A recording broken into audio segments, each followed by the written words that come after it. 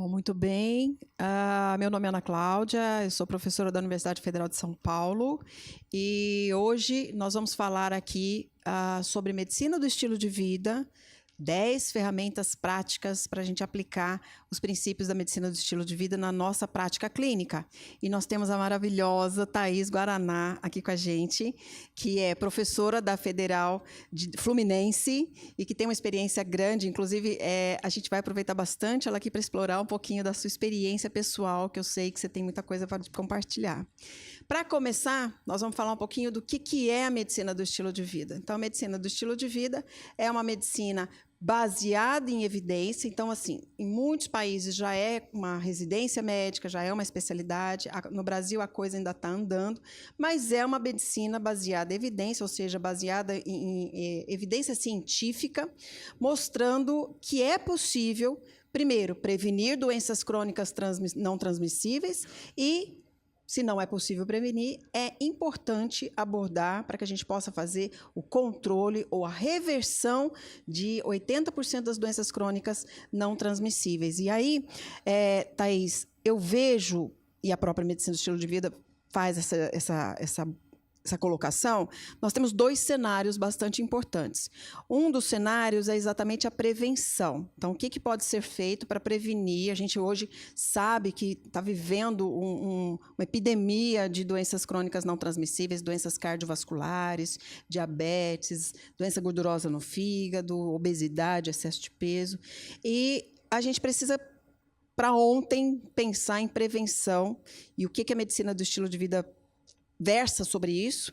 E no cenário que a gente tem, onde 50% da população está acima do peso, 20% ou 25% da população diabética, 40% aí com obesidade, desses 25% com MASLD, que é a doença metabólica esteatótica, hepática. O que fala a medicina do estilo de vida nesses dois cenários? Você pode contribuir com a gente nesse sentido? Ana, obrigada aí pela apresentação, prazer, uma honra estar aqui com você nesse momento, né, falando desse tema que eu sei que você é uma das pioneiras aí na nossa área para falar de medicina do estilo de vida e saúde do fígado, saúde digestiva. Sim, o que a gente tem visto, né, é um cenário de aumento progressivo das doenças crônicas, não transmissíveis, e uma abordagem puramente medicamentosa que não se mostrou eficiente nos últimos anos para trazer o controle adequado dessas doenças. Essas doenças têm aumentado em frequência, têm aumentado em complicações, apesar do grande arsenal terapêutico que a gente tem.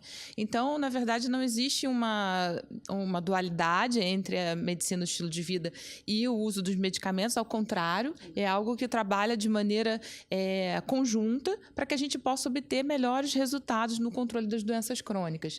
Então, poder usar a tecnologia dos medicamentos, que hoje a gente tem medicamentos maravilhosos, mas associar isso a um ajuste do hábito, de modo que a gente possa ter respostas sustentáveis.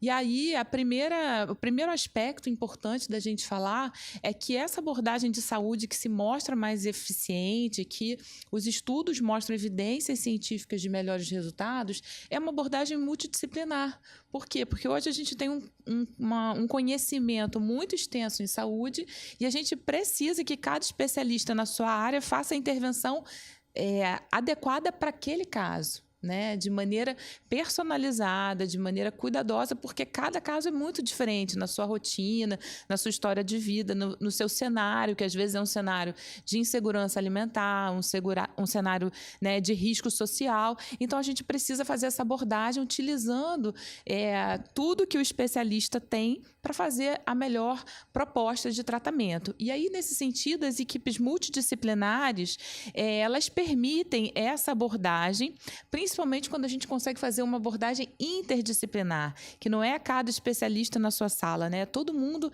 trabalhando junto em cima de uma situação, inclusive junto com o paciente que deseja, né, obter um resultado daquele tratamento e desenhando naquele cenário daquele paciente qual é a melhor estratégia. Então, eu acho que assim, a primeira questão que a gente precisa falar é dessa necessidade de trabalho multidisciplinar, né, usando os recursos digitais, usando ferramentas novas que estão aí disponíveis para que a gente possa, enquanto equipe, juntar o que está disponível e o que é necessário em cada caso. Nesse cenário, Thaís, você fala muito da equipe multidisciplinar. O que seria uma equipe multidisciplinar nesse cenário de doenças crônicas, vamos dizer assim? Porque acho que não se aplica só para a hepatologia, se aplica a uma qualidade de vida, né, a um todo. Quem que você chamaria de multidisciplinar aí, que faria parte da sua equipe? Eu acho que assim, a gente compondo a equipe de saúde, né? Mas eu vou falar um pouco da experiência que a gente tem lá na Federal Fluminense, no Hospital Universitário. A gente tem um ambulatório de saúde digestiva e estilo de vida.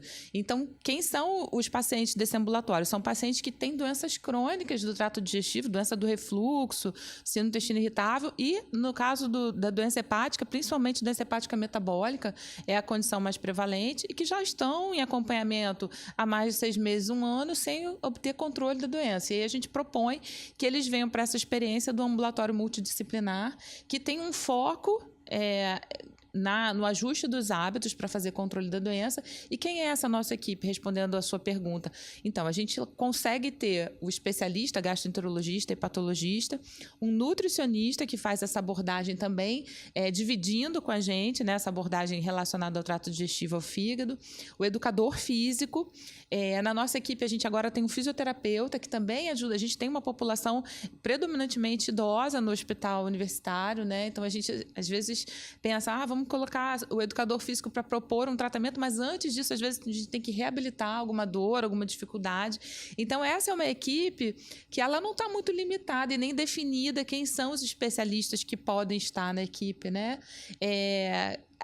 Todo profissional de saúde tem uma importância nessa equipe. O ideal é que a gente pudesse ter também o enfermeiro, o psicólogo, mas isso ainda não é a nossa realidade, né? Mas acho que esse é o caminho, a gente começar. Eles poderiam contribuir, a né? mostrar, com certeza.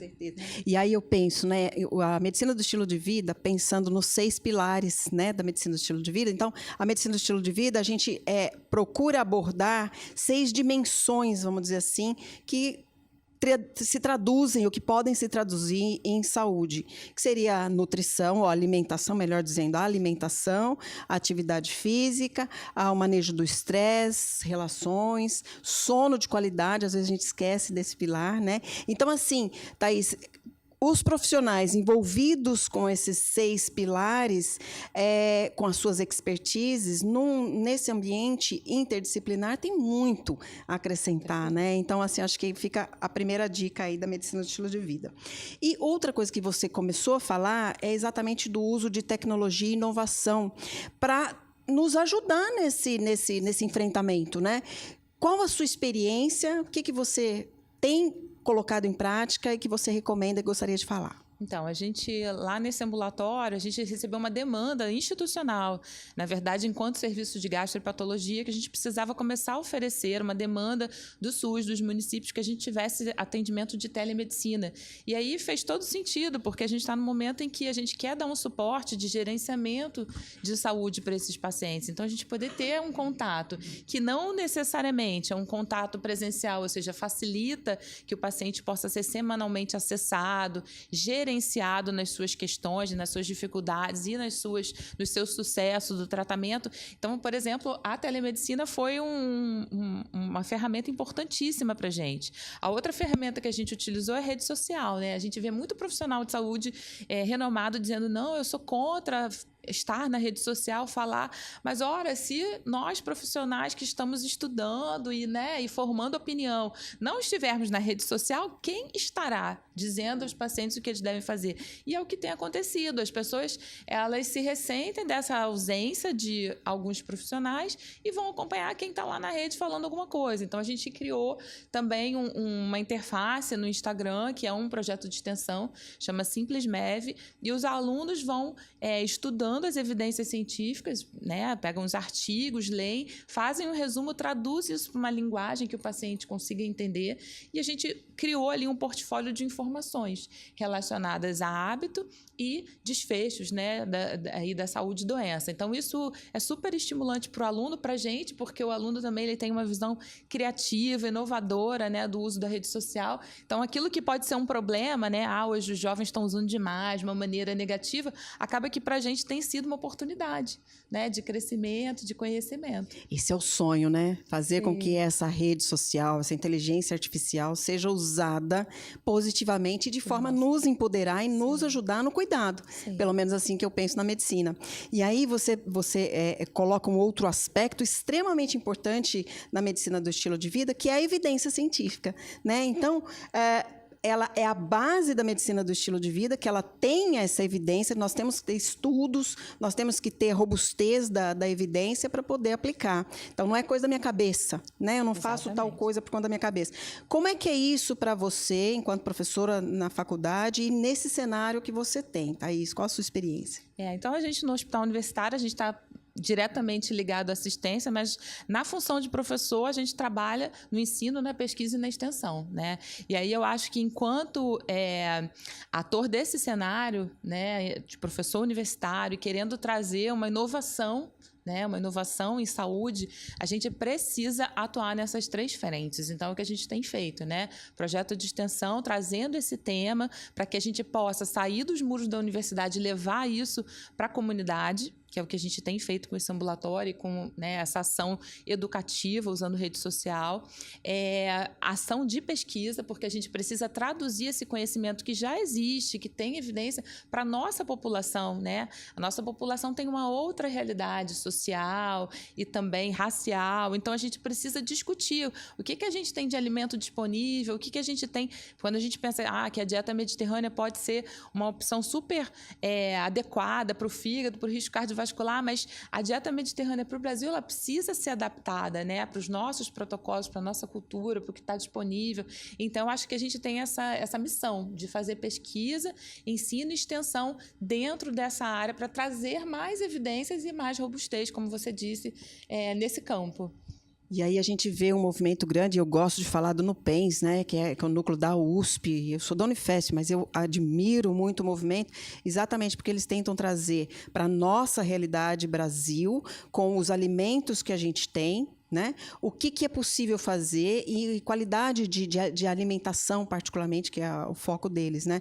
Então, assim, os grãos que a gente tem, a importância do arroz e do feijão e das frutas que a gente tem disponível. Enfim, a gente fala muito da dieta do Mediterrâneo. Mas o que a gente pode, na nossa dieta ocidental, Brasil, fazer para que isso realmente dentro de um dos pilares da alimentação, que isso realmente se transmita ou que se transforme em ação e que essa ação, e aí eu vou entrar num outro ponto, ela também, a gente tem que pensar também na sustentabilidade dessa ação, né? Então, não pode ficar só no campo eu acho, enfim, ela tem que ser sustentável e tem que ter um compromisso também com a saúde planetária.